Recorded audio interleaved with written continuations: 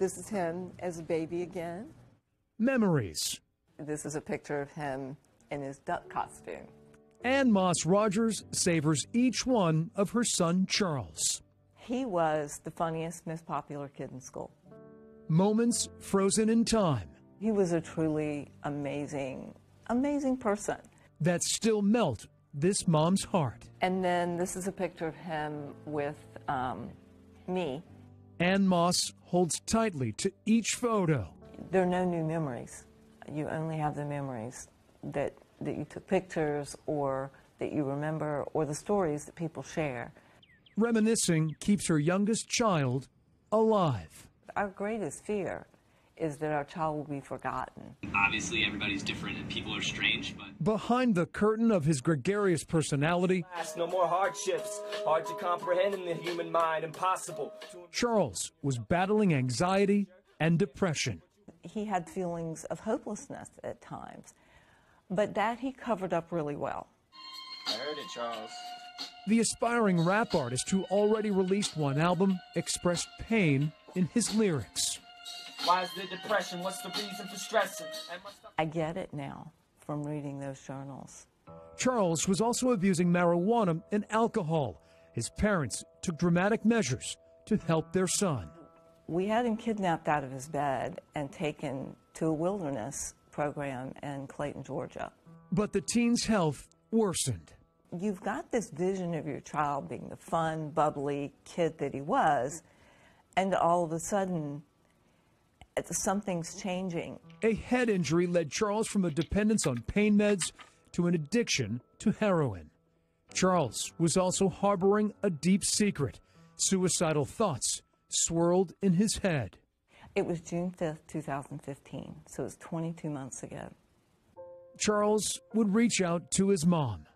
He called me on the phone, and because we don't talk about suicide, I didn't recognize the symptoms. A friend would later find Charles's body. And that day, every hope and dream that I ever had for him was lost in an instant.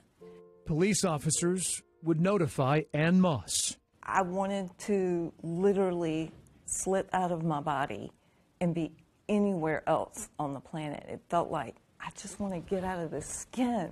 On that day, Ann Moss and her husband would pledge to speak out. And we made the promise that the last chapter of his life was going to be a new chapter for ours. As president of the Beacon Tree Foundation, a mental health advocacy group, Ann Moss is shining a light on a very dark subject. Why are we brushing this under the rug? Silence has gotten us nowhere. She urges teens to reach out when they're hurting. That's why we need to be more open about the subject so that these kids aren't ashamed of suffering from an illness of the brain. Ann Moss not only finds comfort in her daily blog, Emotionally Naked, it's also saving lives.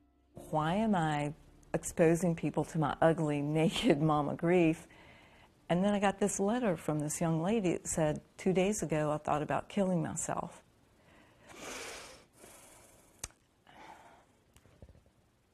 And nothing prepares you for losing a child. In January, she sold her successful marketing firm. Thank you for giving me the courage to type this letter.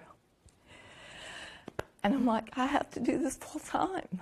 Ann Moss is dedicating her energy to stopping this silent killer. I can't tell you how much it's just really helped me work through all the pain and all the agony. Ann Moss is keeping her word. And pretty much what I'm doing is all because I don't want other parents standing in my shoes. Through her tireless efforts, Ann Moss Rogers is also protecting her beloved son's memory. I will never, ever give up when it comes to mental health and addiction and suicide prevention. I'm in this for life.